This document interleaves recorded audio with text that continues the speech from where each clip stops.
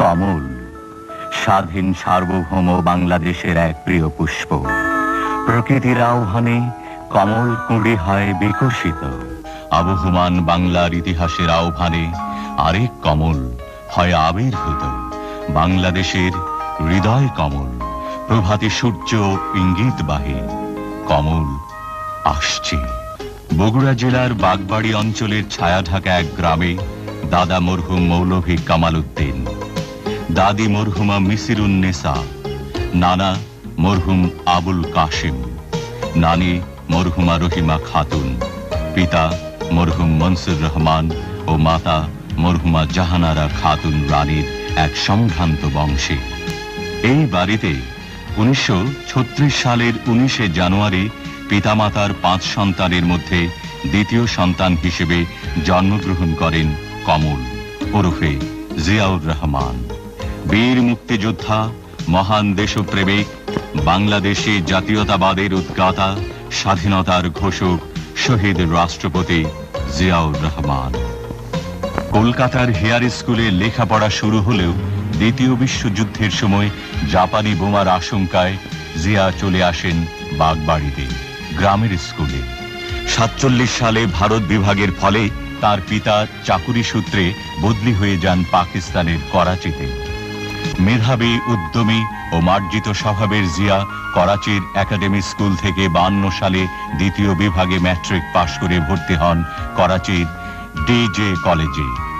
তার স্বপ্ন ছিল ডাক্তার হয়ে দেশবাসীর সেবা করা। কিন্তু মধ্যপ্রাচ্য থেকে যুদ্ধ ফেরত তার চাচা ক্যাপ্টেন ডাক্তার মমতাজুর রহমানকে দেখে সামরিক বাহিনীর নিয়ম শৃঙ্খলা, স্বাধীনতা, সার্বভৌমত্ব রক্ষার মহান আদর্শে জিয়া উজ্জীবিত হন। তাই তিনি ভর্তি হন 53 সালে পাকিস্তান সামরিক একাডেমিতে অফিসার ক্যাডেট হিসেবে। 55 সালে সেকেন্ড লেফটেন্যান্ট হিসেবে কমান্ডো ট্রেনিং গ্রহণ করে সুদক্ষ প্যারাট্রুপার হিসেবে সুখ্যাতি অর্জন করেন জিয়া। ওই বছরে বিদেশে উচ্চতর প্রশিক্ষণ গ্রহণ করেন। 63 সালে ক্যাপ্টেন জিয়া ছিলেন সামরিক গোয়েন্দা বাহিনীতে। 65-তে পাক ভারত যুদ্ধে খেমকারান রণাঙ্গনে ইস্ট বেঙ্গল রেজিমেন্টের আলফা কোম্পানির কমান্ডার হিসেবে তিনি অসামান্য বীরত্ব প্রদর্শন করেন। 66-তে সামরিক একাডেমিতে প্রশিক্ষক থাকাকালীন কোয়েটা স্টাফ কলেজ থেকে পিএসসি উপাধি লাভ করেন। 69-এ যাদবপুর সাব ক্যান্টনমেন্টে 8ম ব্যাটালিয়নের সেকেন্ড ইন কমান্ড থাকাকালীন জার্মানিতে যান উচ্চতর প্রশিক্ষণে। সামরিক বাহিনীতে থাকাকালীনই তিনি অনুভব করেছেন পাকিস্তানি শাসক গোষ্ঠীর শোষণ ও স্বার্থপরতা।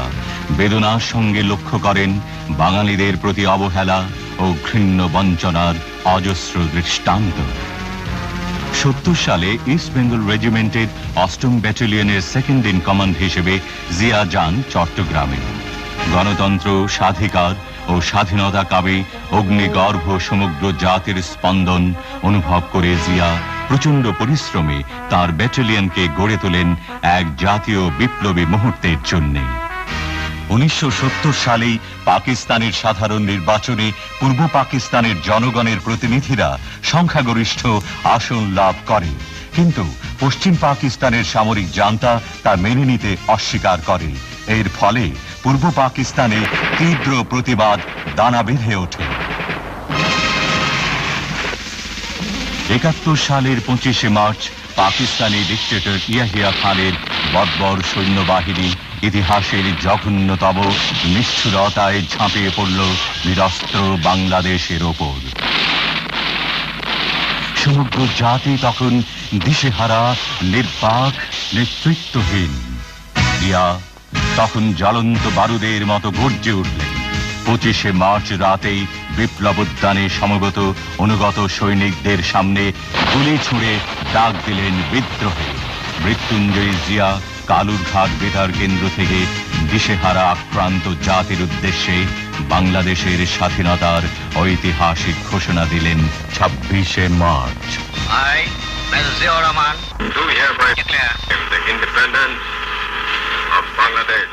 ওই দিনই রাজনৈতিক দূরদর্শিতায় ও রাজনৈতিক তাৎপর্যে তিনি আবার ঘোষণা দেন, I, Mr. Ziaur Rahman, do hereby declare the independence of Bangladesh. on behalf of our great national leader, Sheikh Mujibur Rahman, একটি দুঃসাহসী বিদ্রোহী বিপ্লবী স্বাধীনতার কণ্ঠস্বর সারা বাংলার ইধারে ছড়িয়ে পড়ল। পাকিস্তানিদের বর্বর আক্রমণের জবাব আর একতরফা নয়, সমগ্র বাংলাদেশের লক্ষ লক্ষ মুক্তিযোদ্ধা পাল্টা আঘাতে জর্জরিত করে তোলে শত্রুদের। মুক্তিযুদ্ধের শুরুতে ১ নম্বর সেক্টরের সেক্টর কমান্ডার জিয়া। যুদ্ধের সুবিধার্থে তখন বাংলাদেশকে ১১টি সেক্টরে ভাগ করা হয়। জিয়া দায়িত্ব পেলেন ১১ নম্বর সেক্টরে। জিয়ার নামের প্রথম অক্ষর জেড দিয়ে গঠিত হয় জেড ফোর্স। General M A G. ওসমানের প্রধান সেনাপতিত্বে মেজর শফিউল্লাহর এস ফোর্স, মেজর খালেদ মুশারফের কে ফোর্স ও মেজর জিয়ার নেতৃত্বে জেড ফোর্সের দুঃসাহসী সংগ্রাম শুরু হয় হানাদারদের বিরুদ্ধে। আক্রমণাত্মক সেনানায়ক হিসেবে জিয়া কামালপুর, বাহাদুরাবাদ ও নকশি যুদ্ধে হানাদার বাহিনীকে চরম শিক্ষা দেন।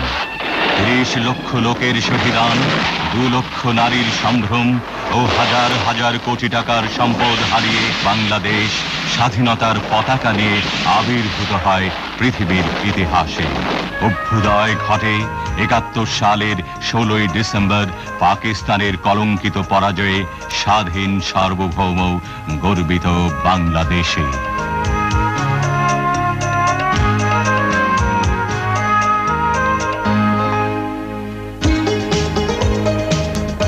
জিয়া মুক্তিযুদ্ধে গৌরবময় ভূমিকার প্রতিদান প্রত্যাশা না করে কুমিল্লা সেনানিবাসে ব্রিগেড কমান্ডার হিসেবে যোগ দেন।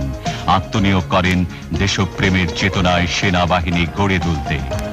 ৭২ সালে জিয়া কর্নেল, পরে ব্রিগেডিয়ার এবং এই বছরই তিনি ডেপুটি চিফ অফ স্টাফ হিসেবে দায়িত্ব লাভ করেন। মুক্তিযুদ্ধে অসীম সাহসিকতার জন্য জিয়া ভূষিত হন বীর উত্তম পদকে।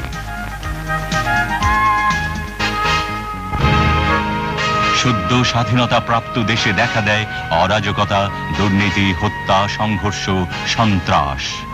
দেখা দেয় করুণ দুর্ভিক্ষ। স্বাধীন জাতি হিসেবে অতৃপ্ত বাংলাদেশে ৭৫ সালের ১৫ই অগস্ট তদানীন্তন রাষ্ট্রপতি শেখ মুজিবুর রহমান সপরিবারে নিহত হন। খন্দকার মোস্তাককে দেখা যায় রাষ্ট্রপতি পদে।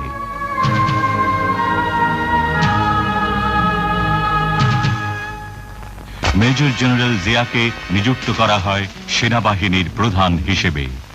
৩রা নভেম্বর ব্রিগেডিয়ার খালেদ মুশারফের নেতৃত্বে এক সামরিক অভ্যুত্থানে খন্দকার মোস্তাক ক্ষমতাচ্যুত হন। বিচারপতি সাইম হন রাষ্ট্রপতি। জেনারেল জিয়াকে করা হয় গৃহবন্দী। এক চরম অরাজকতার সৃষ্টি হয়। জেগে ওঠে সিপাহী জনতা।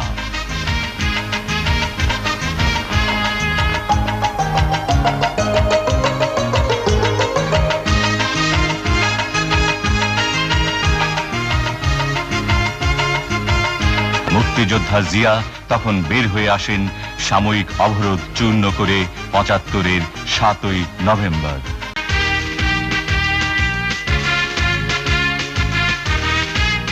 অসুস্থ রাষ্ট্রপতি সাইম পদত্যাগ করলে ৭৭ সালের ২১শে এপ্রিল জিয়া গ্রহণ করলেন রাষ্ট্রপতির দায়িত্বভার। জাতির উদ্দেশ্যে তিনি বলেন, বিসমিল্লাহির রহমানির রহিম। প্রিয় দেশবাসী, আসসালামু আলাইকুম। আমরা জাতীয় জীবনে এক নতুন অধ্যায়ের সূত্রপাত করতে যাচ্ছি। সেই কারণে আমাদের অতীত, বর্তমান ও ভবিষ্যতের দিকে দৃষ্টি দেওয়ার এটাই উপযুক্ত ও প্রকৃষ্ট সময়। সবুজ বিপ্লব, গণশিক্ষা বিপ্লব ও শিল্প বিপ্লবকে ভিত্তি করে তিনি ঘোষণা করলেন স্মরণীয় ১৯ দফা। বহির্বিশ্বে বাংলাদেশকে গৌরবদীপ্ত করতে জিয়া যান লন্ডনে কমনওয়েলথ সম্মেলনে। দেখা করেন ব্রিটিশ নেত্রী মার্গারেট থ্যাচারের সঙ্গে। আলোচনা করেন ব্রিটিশ প্রধানমন্ত্রী কালাহানের সঙ্গে। দক্ষিণ এশিয়ার ৭টি দেশের ১০০ কোটি মানুষের সম্প্রীতি ও সহযোগিতার প্রতীক সার্ক। এই সার্ক ছিল দূরদর্শী জিয়ার চিন্তার ফসল। who was the originator of the idea of cooperation among SAARC countries. SAARC গঠনের জন্য তিনি আলোচনা করেছেন ভারতের প্রধানমন্ত্রী মোরারজি দেশাই, পাকিস্তানের প্রেসিডেন্ট জিয়াউল হক, নেপালের রাজা বীরেন্দ্র, ভুটানের রাজা ওয়াংচু, শ্রীলঙ্কার প্রেসিডেন্ট জয়বর্ধনে ও প্রেমাদাসা, ভারতের আরেক প্রধানমন্ত্রী ইন্দিরা গান্ধীর সঙ্গেও।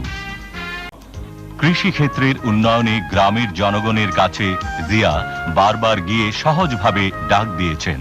1 নম্বর, খাদ্য উৎপাদন দ্বিগুণ করতে হবে, কেবলমাত্র দ্বিগুণ করতে হবে। 3 গুণ করা যায়, কিন্তু কেবলমাত্র দ্বিগুণ করতে হবে এখন। 2 নম্বর, সমস্ত রাস্তার 2 ধারে ফলের গাছ লাগাতে হবে এবং রাস্তার 2 পাশে ঢালুতে শাক সবজি চাষাবাদ করতে হবে। সমস্ত পুকুরে মাছের চাষ করতে হবে। প্রত্যেক ঘরে ঘরে হাঁস মুরগির খামার করতে হবে। এই গ্রামের প্রত্যেকটি লোক, মেয়ে লোক কাজে ব্যস্ত থাকবে। মেয়েরা ঘরে কুটির শিল্প করবে এবং তাদের পরিবারের আয় বৃদ্ধি করবে। উৎপাদনের রাজনীতির প্রবর্তক জিয়া বলতেন, কৃষি আমাদের প্রধান সম্পদ। কৃষিক্ষেত্রে আমাদের ব্যাপকভাবে নামতে হবে, অসম্ভবকে করতে হবে সম্ভব। তাই শুরু হলো সবুজ বিপ্লব। পল্লী উন্নয়ন পরিষদ হলো গঠিত।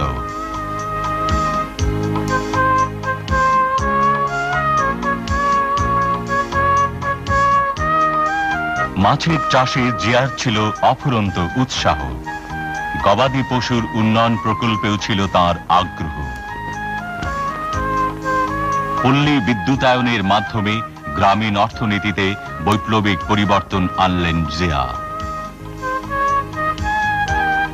জনগণের কাছে প্রশাসনকে জবাবদিহিমূলক করার জন্য ঘোষণা করলেন প্রশাসনিক রূপরেখা। আমরা স্বাধীন হয়েছি আবার কারো তাবেদার হওয়ার জন্য নয়, এবং তাবেদার আমরা হইনি। সমস্যার সমাধান আসতে হবে জনগণের কাছ থেকে। বাংলাদেশে জাতীয়তাবাদী হবে রাজনীতির মূল ভিত্তি। জনগণের ভাগ্য পরিবর্তনই হবে রাজনীতির মূল লক্ষ্য। শোষিত বঞ্চিত মানুষের অর্থনৈতিক মুক্তির সনদ সমবায়কে উৎসাহ দিতেন জিয়া। জনগণের সুবিধার্থে বুড়িগঙ্গা সেতুর ভিত্তিপ্রস্তর স্থাপন করেন তিনি। যোগাযোগ ব্যবস্থাকেও দিতেন প্রচুর গুরুত্ব। সর্বনাশা বন্যা থেকে ঢাকা মহানগরীকে বাঁচাতে করলেন ডিএনডি বাঁধ।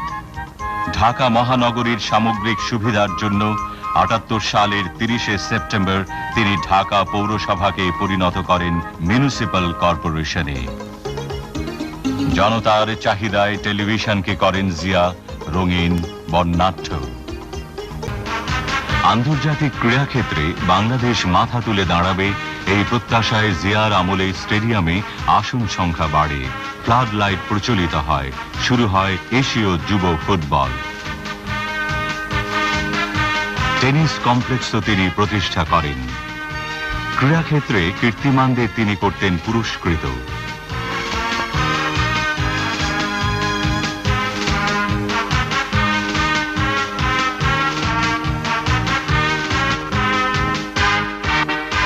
মুষ্টিযুদ্ধের কিংবদন্তি মোহাম্মদ আলীকে তিনি বাংলাদেশে আনেন ও সম্মানজনক নাগরিকত্ব করেন প্রদান। নিজেও সামান্য অবসরে খেলায় উঠতেন মেতে। বাংলাদেশের হাজার বছরের সংস্কৃতির উত্তরসূরি জিয়া প্রবর্তন করেন বাংলা নববর্ষ উৎসব। স্বাধীনতা পদকে ও ২১শে পদকে সম্মানিত করেছেন তিনি জাতীয় শিল্পী, সাহিত্যিক ও বুদ্ধিজীবীদের। তাঁরই উৎসাহে প্রচলিত হয় জাতীয় চলচ্চিত্র পুরস্কার। চলচ্চিত্র শিল্পকে ইন্ডাস্ট্রি ঘোষণা, উন্নত মানের চলচ্চিত্রকে অনুদান ছাড়াও ফিল্ম ইনস্টিটিউট ও ফিল্ম আর্কাইভস তিনি স্থাপন করেন। সংবাদপত্রের স্বাধীনতায় বিশ্বাসী জিয়া পূর্ববর্তী সরকার কর্তৃক নিষিদ্ধ সংবাদপত্রগুলোকে মুক্ত করেন। প্রেস ইনস্টিটিউট স্থাপন, প্রেস কাউন্সিল গঠন ও প্রেস ক্লাবের সংস্কারও করেন জিয়া। কবি, শিল্পী, বুদ্ধিজীবী, সাহিত্যিকদের সঙ্গে মত বিনিময় ছাড়াও তিনি প্রথম চালু করেন সংস্কৃতি মন্ত্রণালয়। স্থানীয় সমাজকর্মী, খেলোয়াড় ও শিল্পীদের সংবর্ধনা অনুষ্ঠানে তিনি বলেন, শিল্পী, ক্রীড়াবিদ ও সাংস্কৃতিক ব্যক্তিত্বগণ জাতিকে বহির্বিশ্বে পরিচয় করিয়ে দিতে পারেন। সাংস্কৃতিক মান বিকাশের লক্ষ্যে প্রতিষ্ঠা করেন শিশু একাডেমি।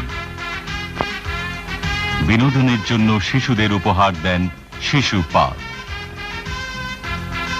টেলিভিশনের নতুন কুঁড়ি পুরস্কার ছাড়াও তিনি জাতীয় সংসদে দর্শক হিসেবে শিশুদের আমন্ত্রণ জানান। জাতীয় স্বাস্থ্য গঠনে প্রচলিত চিকিৎসা পদ্ধতির সঙ্গে পঙ্গু ও ডায়াবেটিক হাসপাতাল প্রতিষ্ঠায় উৎসাহ দান ছাড়াও জিয়া মহাখালীতে কলেরা হাসপাতাল, হৃদরোগ ইনস্টিটিউট, গ্রামে গ্রামে ডাক্তার প্রেরণ ও শিশু হাসপাতাল প্রতিষ্ঠা করেন। বিশ্বব্যাপী বিমান যোগাযোগের গুরুত্ব দিয়ে গড়ে তোলেন আন্তর্জাতিক বিমানবন্দর। ঢাকায় আন্তর্জাতিক মানের সোনারগাঁ হোটেল স্থাপনও তার দূরদর্শী চিন্তার ফসল। রাজনীতিতে জিয়ার গুরুত্বের জন্য জোট নিরপেক্ষ আন্দোলনের পক্ষে তাকে আমন্ত্রণ জানান ফিদেল ক্যাস্ট্রো। সম্মেলনে তৃতীয় বিশ্বের সংগ্রামী কণ্ঠ জিয়া বলিষ্ঠভাবে বলেন, To the Non-Proliferation Treaty was based on a firm conviction that there can be peace only through the elimination of all nuclear weapons. Moves towards the limitation of nuclear armaments and other weapons of mass destruction are important steps in creating an atmosphere of trust and the relaxation of tension.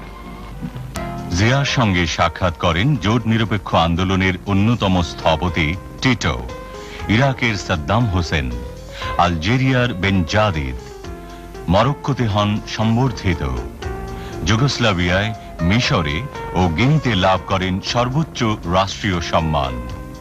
কুয়েতের আমির আন্তরিক সংবর্ধনা জানান। সংযুক্ত আরব আমিরাতে পান উষ্ণ অভিনন্দন। ফিলিপাইনে করেন গুরুত্বপূর্ণ আলোচনা। উত্তর কোরিয়ার জাতীয় উৎসবে তিনি ছিলেন মধ্যমণি। বাংলাদেশকে সর্বাধিক আর্থিক সাহায্য দানকারী জাপানে পান বিপুল আন্তরিকতা। ফ্রান্সে প্রেসিডেন্ট দেস্তার সঙ্গে সফল আলোচনার পর স্বাক্ষরিত হয় গুরুত্বপূর্ণ চুক্তি। নিরাপত্তা পরিষদে জাপানকে হারিয়ে বাংলাদেশ লাভ করে আসন।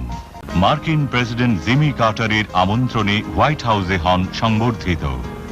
জিয়ার উদ্দেশ্যে প্রেসিডেন্ট কার্টার বলেন, জিয়াউর রহমান বাংলাদেশের সর্বোত্তম প্রেসিডেন্ট।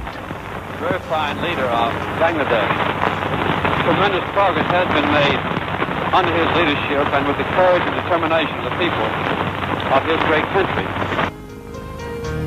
জিয়াও জবাবে ধন্যবাদ জানান। It has been a great honor for me and my delegation to have the opportunity to meet you at a time when you are so very busy for the election. New ইয়র্কের mayor জিয়াকে নগরীর চাবি দেন উপহার।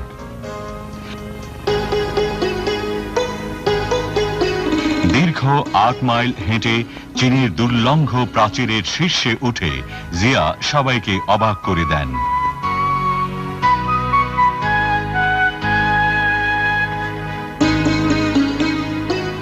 পরে great হলে chairman হুয়া quo ফেংয়ের সঙ্গে করেন ফলপ্রসূ আলোচনা।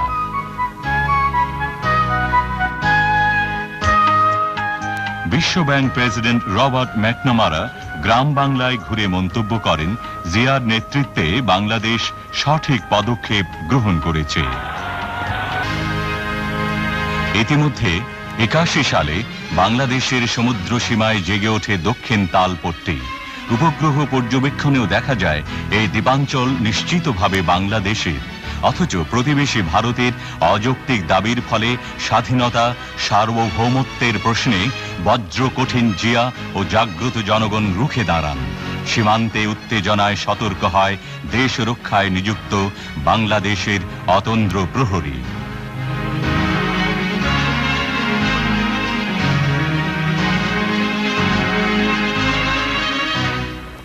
এই সময় জিয়া যান চট্টগ্রামে।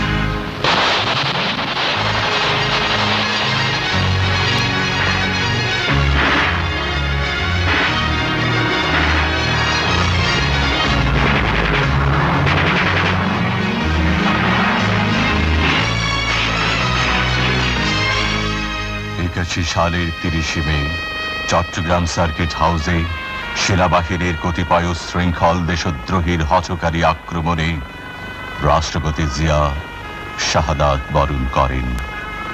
পৃথিবীর ইতিহাসের সবচাইতে বড় জানাজায় আসে মৃত্যুঞ্জয় জিয়ার পার্থিব মরদেহ। লক্ষ লক্ষ মানুষের বুক ফাটা হাজারিতে মথিত হয় আকাশ বাতাস। বুক ফেটে যায় তবু বিদায়, হে অমর, হে শহীদান।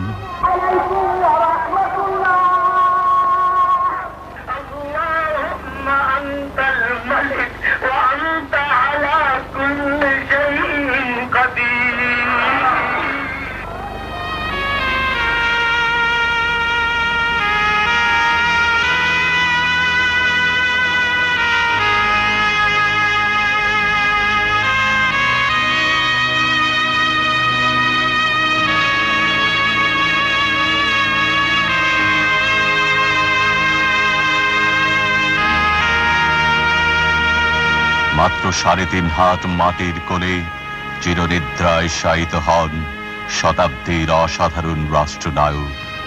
সামরিক বেসামরিক সমস্ত জনতার অশ্রু ভেজা সালাম, অশ্রু সিক্ত পুষ্পস্তবক, তোপধ্বনির অব্যক্ত ক্রন্দনে জাতি শ্রদ্ধা জানালো জাতীয় বীর শহীদ জিয়াকে। এনেছিলে সাথে করে মৃত্যুহীন প্রাণ, মরণে তাহাই তুমি করে গেলে দান।